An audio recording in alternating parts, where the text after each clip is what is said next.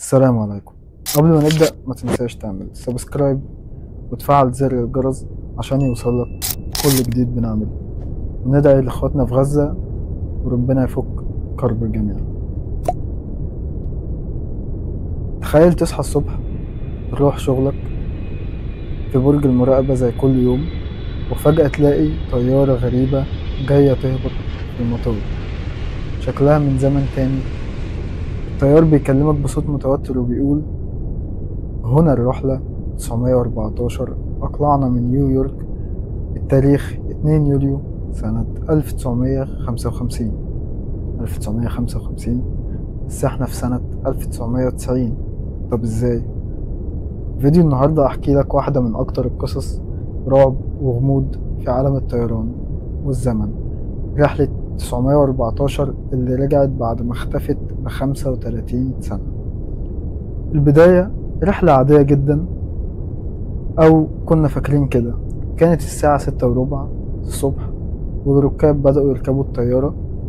الطيارة كانت من طراز دوجلاس DC-4، 57 راكب ما بين أطفال ورجال أعمال وسياح، الكل مبسوط ومتحمس لأجازتهم في ميامي. طيار الكابتن اسمه ميخائيل لورنز، راجل بخبرة 20 سنة في الطيران. الجو ممتاز، الشمس طالعة، كل المؤشرات بتقول إن الرحلة هتكون هادية جدا. صوت موتور الطيارة بيعلى بالتدريج. الطيارة طلعت واختفت بعد ساعة واحدة بس. اختفت كأنها تبخرت من على الرادار. فرق الإنقاذ دورت في كل مكان، فوق المحيط والغابات والصحاري. مفيش حيطان، مفيش إشارات، ومفيش أي رد من الطيارة. حتى الرادارات العسكرية ما لقطتش حاجة. بعد شهور طويلة أعلنت الحكومة الأمريكية إن الطيارة اتحطمت وكل الركاب ماتوا. ملف الرحلة 914 اتقفل رسميا، لكن سنة 1990 في كاراكاس في فنزويلا، بعد 35 سنة عدت، في يوم 9 سبتمبر سنة 1970 الساعة 11:07 في مطار سيمون بوليفار الدولي في فنزويلا بيحصل شيء غريب جدا. جهاز الرادار يلقط إشارة طيارة جاية من اتجاه غريب بدون أي خطة طيران.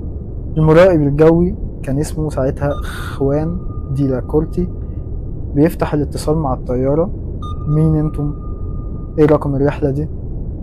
بصوت متوتر الطيار قال: الرحلة دي رحلة 914 من نيويورك إلى ميامي، أقلعنا الساعة 6:15 صباحا 2 يوليو سنة 1955. الصدمة كانت مش في الكلام بس. الطيارة لما نزلت شكلها فعلا من الخمسينات، المحركات قديمة، شعار الشركة مش موجود من سنين. ولما قربت عربيات الخدمة شافوا الركاب من الشبابيك كلهم لابسين لبس قديم، أطفال معاهم لعب من الستينات، رجالة شايلين شنط جلدية تقيلة. أحد الموظفين قال: حسيت كأني بشوف فيلم أبيض وأسود على أرض الواقع.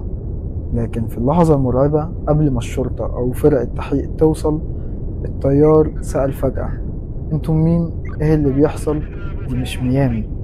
ولما قالوا له انه في فنزويلا، وسنة 1990 حصلت حالة هلع جوه الطيارة.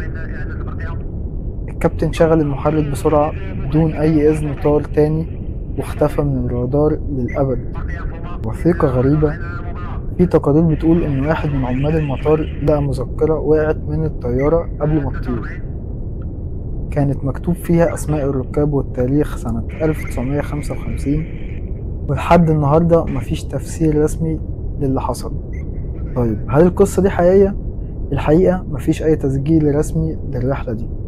القصة ظهرت لأول مرة في مجلة ويكلي وورلد نيوز سنة 1985، واللي معروفة باختلاط قصص خيالية للترفيه.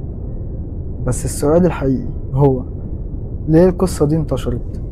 يمكن عشان كلنا جوه نفسنا بنصدق فكرة السفر عبر الزمن، أو يمكن لأنها ببساطة مرعبة وجذابة لخيالنا.